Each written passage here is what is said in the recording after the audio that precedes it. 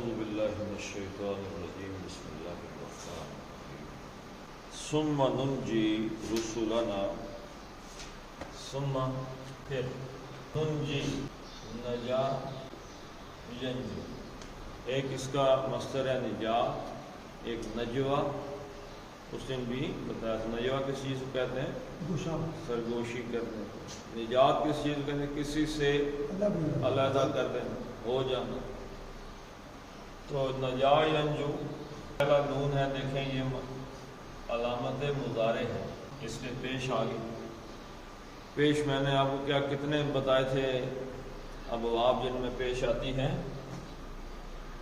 باب فعال میں آتی ہیں باب تفعیل میں آتی ہیں اور باب مفعلہ میں آتی ہیں تین ابواب ہیں ٹھیک ہے جی اب اس میں آئے اگر تو انجا ینجی باب تفعیل میں آئے نجا ینجی باب مفعلہ میں آئے تو ناجا ناجی ناجا یناجی کا کیا مطلب ہے جی ناجا یناجی مناجات تن مناجات کس کو کہتے ہیں تنہائی میں اللہ کے سامنے گڑ گڑانا رونا اکیلے مناجات اور نجا ینجی نجا اس نے نجات کسی کو نجات دی کسی کو بچا دیا ینجی وہ کسی کو اب شد اس میں تینوں ابواب میں سے شد کہاں پڑی ہوئی ہے باب تفعیل تو یہ شد دیکھ کے پہلا اندازہ جو لگتا ہے وہ کیا ہے باب تفعیل ہے اور میں بھی ہے شد موجود ہے لیکن یہ پیش کے ساتھ جو شد ہے یہ صرف ایک باب کی نشانی ہے وہ کون سا ہے باب تفعیل انجا ینجی یہ بھی ہے نجات دیں بچا لے لیکن ایک دم بچا لے نجا ینجی رفتہ رفتہ مکمل طور پر آہستہ آہستہ آہستہ آہستہ کسی کو اس میں سے نکال کے لے یعنی کوئی انجا ینجی کا کیا مطلب ہے جی کہ کوئی بندہ کھڑا ہے مصیبت میں پھنسا ہوا نکال کے تو باہر کر دے نجا ینجی کا مطلب کیا ہے کہ کسی بندے نے کوئی کام بھی کرنا ہے اور آپ نے اس کو ریسکیو بھی کرنا ہے پروٹیکشن بھی دینی جیسے جنگ شروع ہو گئی نجا ینجی کا مفہوم سمجھیں جنگ شروع ہو گئی زمینی فوج جا رہی اب ایئر سٹرائک کیا کرتی ہے ایئر سٹرائک ہوتی ہے یا کیا کہتے ہیں اس کو توپ وغیرہ کے ذریعے آگے پیچھے دشمن پہ گولے پھینکتے ہیں تاکہ ان کو ایک تو شیلٹر دیں اور ریسکیو کرنے میں مدد کریں جہاز جاتے ہیں اوپر سے دشمن کو تباہ کرتے ہیں تاکہ زمینی فوج جو ہے وہ وہاں سے نکل جائے تو یہ جو مکمل کسی کو ان کا کام کرا کے پار چڑھا جانا یہ نجا ینجی اور کوئی بندہ پھنسا ہوا ہے کسی جگہ پہ جا کے اس کو ریسکیو کر کے نکال لینا یہ انجا پھنس کے کھڑا ہے اب اس نے کام شام تو کوئی نہیں کرنا نا جا کے اس کو صرف نکالنا انجا ینجی تو اب یہاں پہ شکل دیکھ کے ہم کو پتہ چل گیا یہ باب کون سا ہے کون سا باب ہے جی شکل دیکھ کے کیا پتہ چلا ہے باب تفعیل ٹھیک ہے جی تو نجا ینجی وہ اس کو ریسکیو کرتا ہے مدد دیتا ہے نجات دیتا ہے بچا لیتا ہے تو نون کس چیز کی علامت ہے ہم مضارع کی علامت ہے ترجمہ ہم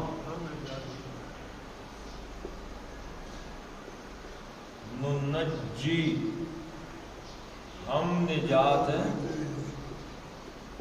دیتے ہیں ہم بچا لیتے ہیں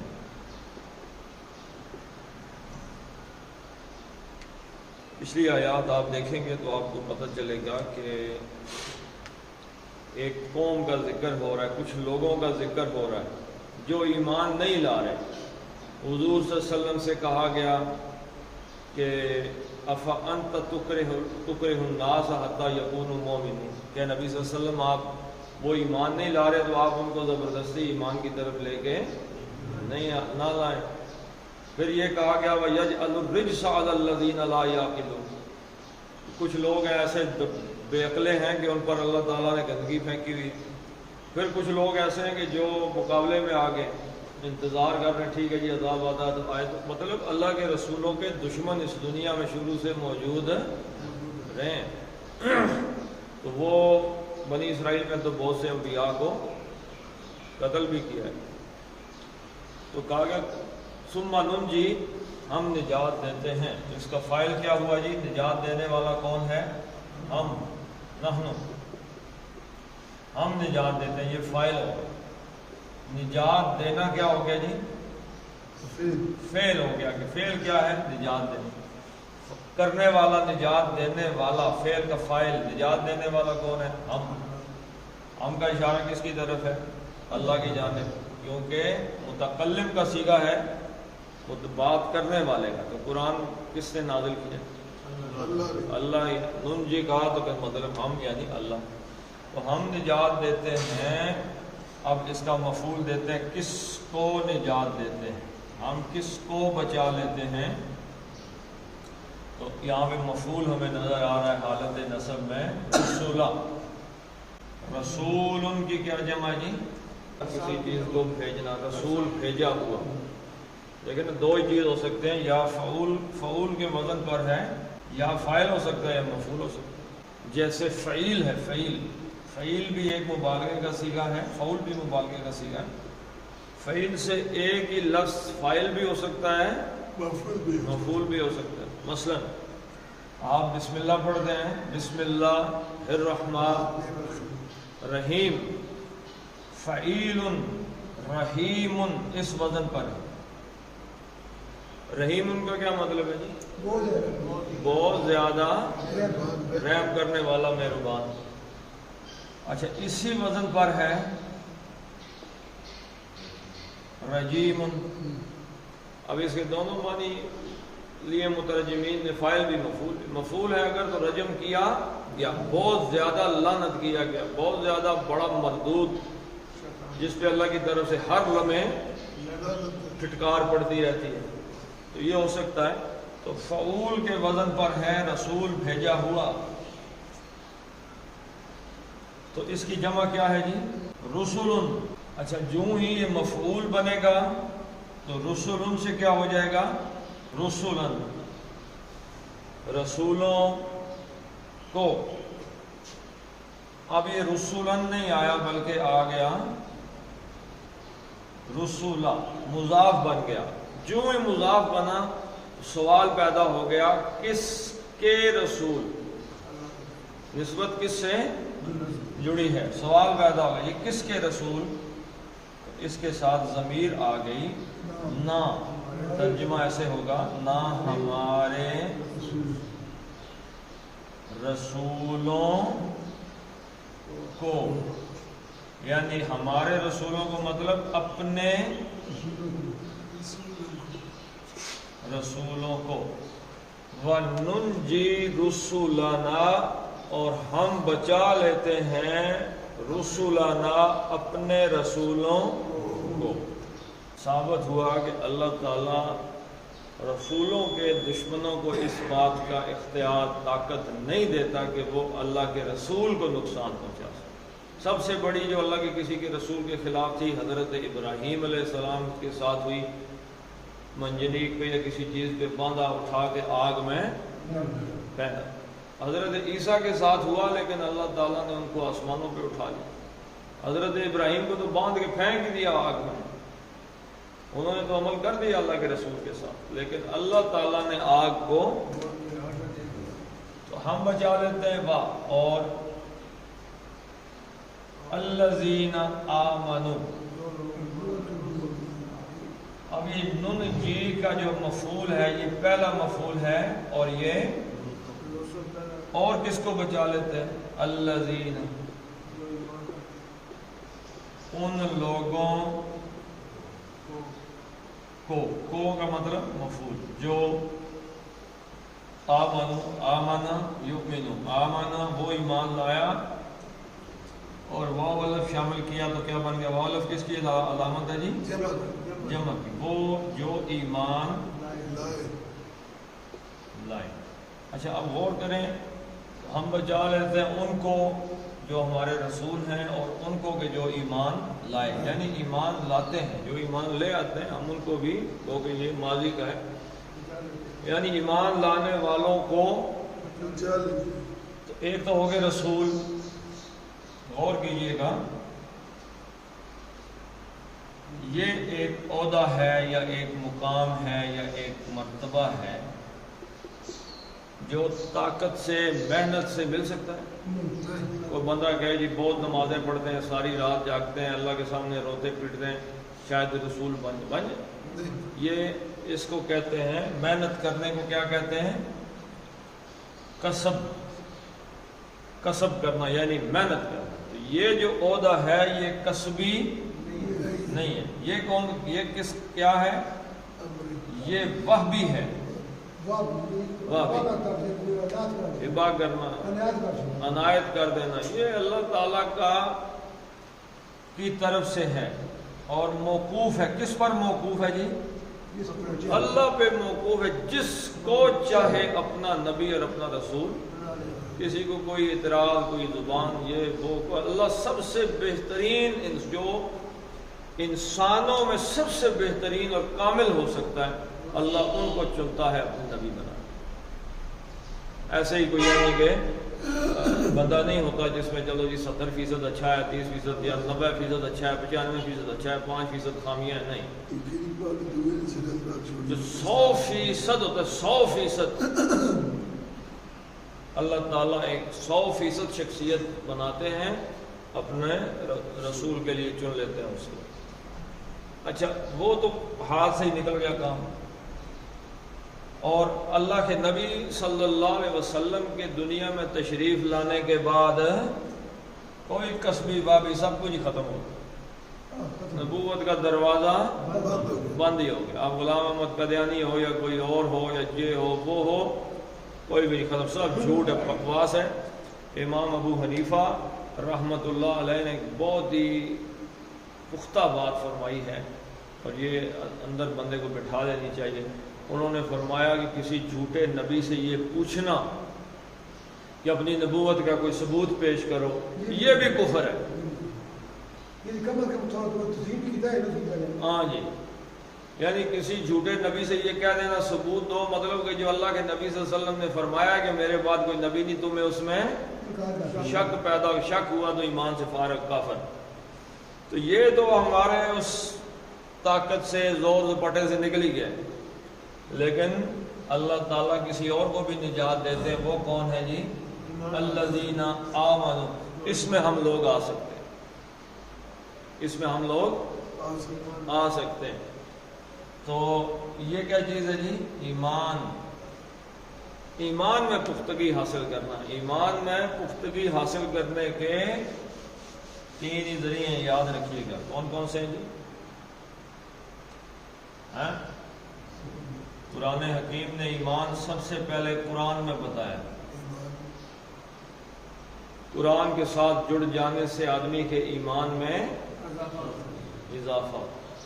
قرآن بندہ سمجھ کے پڑھتا رہے، ترجمے کے ساتھ پڑھتا، ویسے بھی ایمان میں اضافہ ہوتا ہے صرف تلاوت کرنے سے ہی، لیکن سمجھ کے پڑھ رہا ہے تو اس میں بہت زیادہ اضافہ ہوتا ہے۔ دوسری قرآن حکیم نے دوسری صورت کیا بتائی ہے جی؟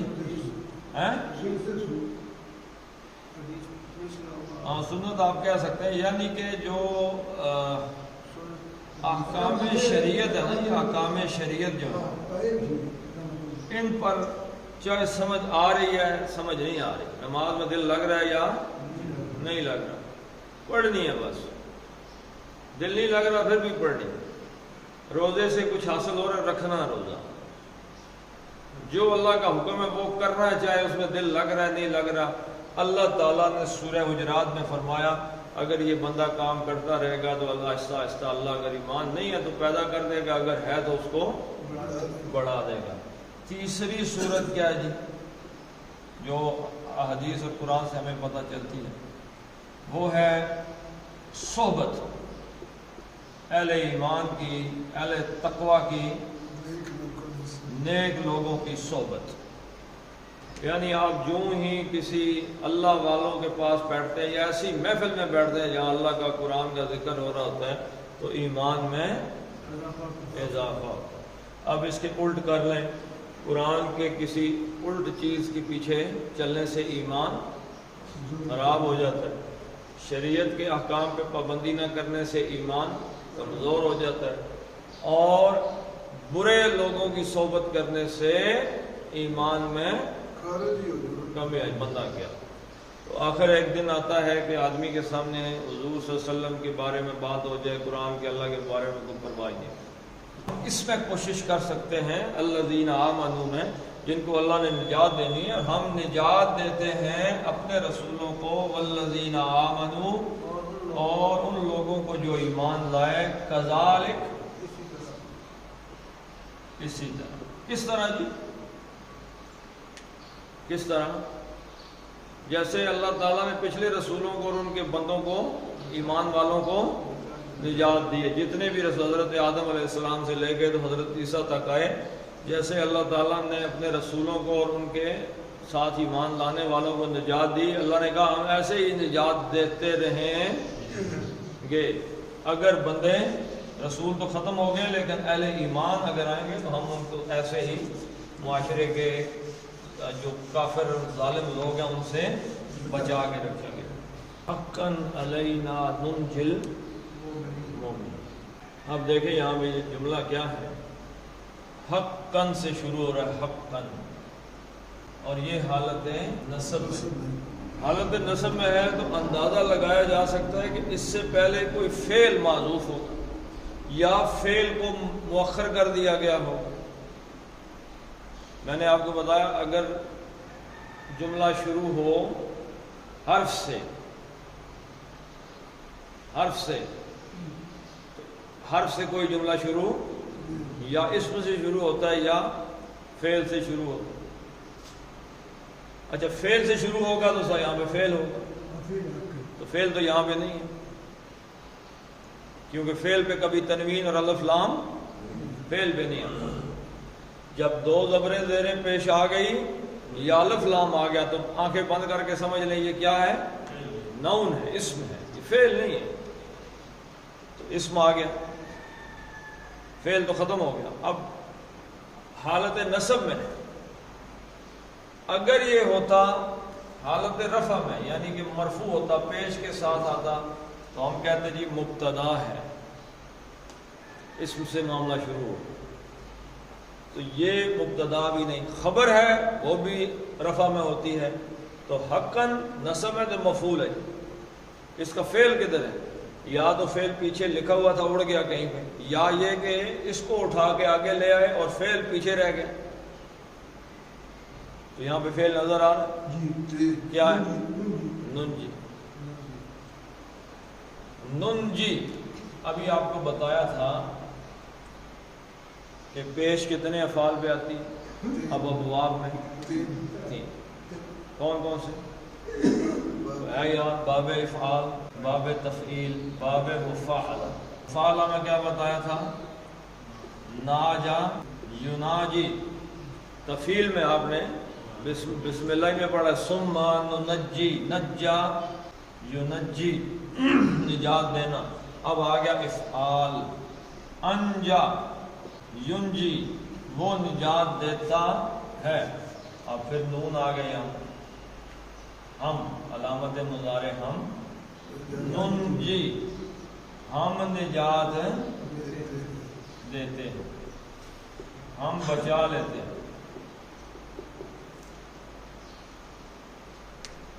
ہم نجات دیتے ہیں، ہم بچا لیتے ہیں. کس کو؟ کہ آگے حالت نصب میں کیا ہے؟ المؤمنین. آمنا ایمان لایا، یؤمنو وہ ایمان لاتا ہے. اس کا بنانا ہے فاعل. یؤمنو کا فاعل بنانا ہے تو یہ کاٹ کے لگائیں گے میم. یہ کیا بن گیا؟ مومنون، ایمان لانے والا. واو نون مؤمنون، واو نون ہمیشہ حالت رفع کی فاعلی حالت کی علامت ہوتی ہے واو نون. مؤمنون ایمان لانے والے. لیکن یہاں پہ تو یہ نصب آ گیا کیونکہ یہ نون جی کس کو نجات دیتے ہیں. اب کو کا لفظ کس کے لیے آتا ہے؟ جس پر فعل کا اثر پڑتا ہے وہ مفعول ہے. تو کس کو ہم نجات دیتے ہیں یہ ہو گیا فاعل، بچا لیتے ہیں یہ ہو گیا. پھر کس کو بچا لیتے ہیں؟ تو مؤمنین، مومنوں، تو اہل ایمان کو.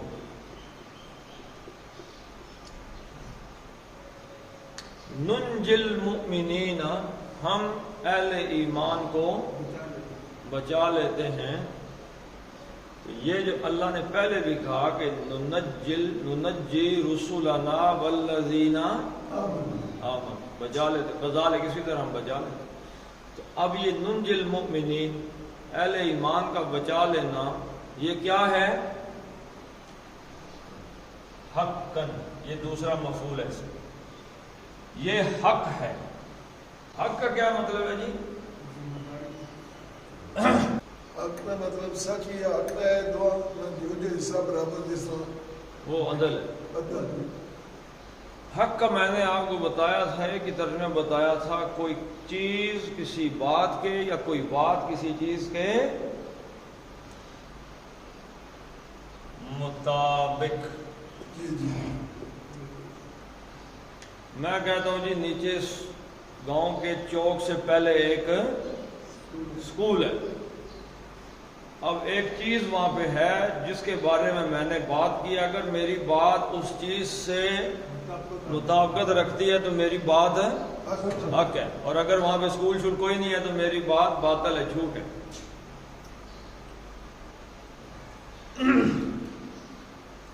اب اس حق کا مطلب کیا ہے؟ وہ کہتا ہے جی کہ آپ مزدور لے کے آتے ہیں.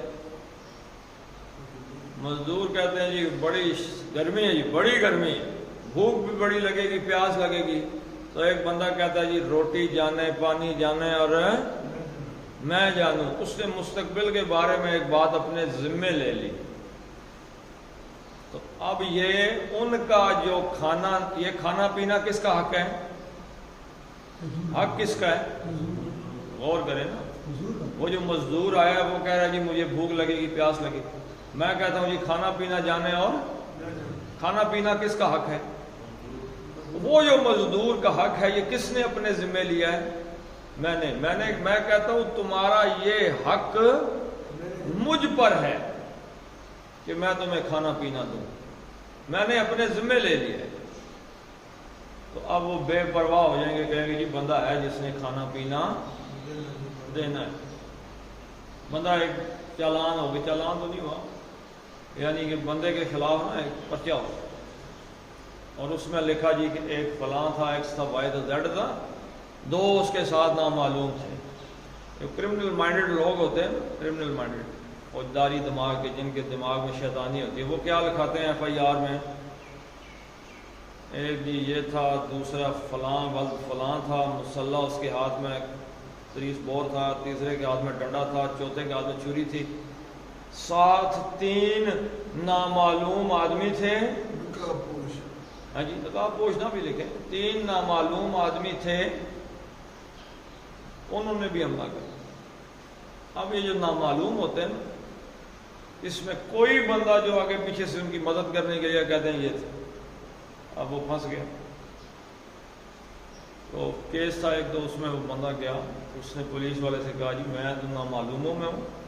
تو اس نے کہا رشوت دو، اور تمہیں بری کرنا کس کے ذمہ؟ میرے. تو وہ میرے پاس آیا تو اتنا لائٹ موڑ گیا، کوئی نہیں، بات نہیں، کوئی بات ہی نہیں، بری ہو گئی، بے گناہ ہو گئے. تو کسی پہ بندہ ٹرسٹ، یہ نیگیٹو ایک مثال ہے، منفی مثال ہے. لیکن یہ ہے کہ جب آدمی کسی کو کہہ دیتا ہے جی کہ میں جانوں، میرا کام جانوں، حق کسی اور کا ذمہ میرے، تو یہ حقاً کس کا حق ہے؟ المؤمنین. ایمان جب ایک اللہ کہتا ہے جب ایک آدمی ایمان لے آیا نا، ایمان پر جس نے اپنے آپ کو جما لیا، اب یہ اس کا حق ہے. کیا حق ہے جی؟ اس کو نجات دینا اب اس کا حق بن گیا. کیوں حق بن گیا؟ اللہ نے کہا کہ یہ کام کرو گے تو میں نجات دوں گا. اب یہ حق ہے. لیکن حق کس کا ہے؟ اہل ایمان کا حق ہے. لیکن اہل ایمان پریشان بھی تو ہو سکتے ہیں بھائی. ہم تو کہتے ہیں کہ وہ 9 نقد، ہمیں تو کسی نے کیا پڑھایا ہے؟ 9 نقد اور 13 ادھار. تو کیا کہتے ہیں؟ کیا کرو، نقد لو یا ادھار؟ وہ کہتے ہیں 9 نقد ہی دے دو، ادھار کی ضرورت نہیں. ہمیں تو یہ پڑھایا ہے. لیکن اللہ تعالیٰ کا نظام نقد والا ہے یا ادھار والا؟ اور نقد والا کہاں ہے جی؟ کتنے عرصے سے پڑھ رہے ہیں نمازیں، جنت ملے گی؟ تو ہمارا نظام تو بھائی ادھار والا ہے. یقین کرنا پڑے گا کسی کو. حرام آیا سامنے پڑا ہوا ہے، کوئی دیکھ ہی نہیں رہا. کھا جائیں گے، کوئی نقد کی سزا ملے گی؟ زبان سڑ گئی، منہ جل گیا، ہاتھ جل گئے، گالیاں پڑنا شروع ہو گئی کہ حرام کھائے کو ہے. تو یہ نظام نقد والا نہیں. اچھا، ایک آدمی زندگی ساری حرام نہیں کھایا، بھوکی پیاسی زندگی گزار دی، حالانکہ حرام کھاتا تو ہو سکتا ہے کہ کروڑوں پتی ہو جاتا، لیکن اس کو دنیا میں کچھ حاصل ہوا نہ. ادھار، یہ نظام ادھار ہے. اور ادھار میں کیا ہوتا ہے؟ اسٹام آپ لکھاتے ہیں، اسٹام دیا جی اتنے پیسے دے دیے. کب دو گے پیسے جی انشاءاللہ چوتھے مہینے 5ویں مہینے کی 2 تاریخ کو لکھو. وہ کہتا ہے میں دوں گا. کہتا ہے نا جی، ضامن ایک بندہ ہو ضمانت والا. آج کل ایک پتہ نہیں کون سا کوئی ادارہ آیا ہوا ہے، تو ہمارے وکیل نے اس سے نا 15 لاکھ روپے کو مکان کے حوالے سے میرے خیال میں کوئی قرض شرض دیتے ہیں. تو 15 لاکھ قرض لیا. اب وکیل کہہ رہا ہے جی میں ماشاءاللہ ایک وکیل ہوں، پریکٹس کرتا ہوں. انہوں نے کہا نہیں، پریکٹس شکٹس کی ہمیں نہیں پتا، ضمانت دو، پراپرٹی کے زمین کے کاغذ دو.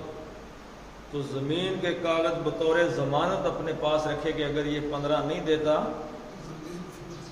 تو یہ فارغ ہے.